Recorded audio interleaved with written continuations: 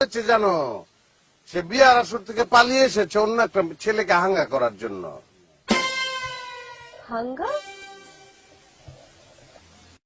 এখন আমার হাত থেকে বাঁচবার জন্য পলাই যেতাছস কেন? তোর ওই বাপ তোর বাঁচাইবো না? চৌধুরী সাহেব, আমি গরিব হতে পারি কিন্তু ছোট লোক নই। 24 ঘন্টা সময় দিয়ে গেলাম, আইনের কাছে আত্মসমর্পণ করবি, তা না হলে তোদের লাশ শিয়াল কুকুরের খাবার হিসাবে রাস্তায় পড়ে থাকবে। ভালোবাসা কোথায় রাখবো আমি? একে একে তুমি আমার সুন্দর হৃদয়টাকে কি করেছো দেখতে চাও? দেখো, তুই জানোস না আমি কি জিনিস?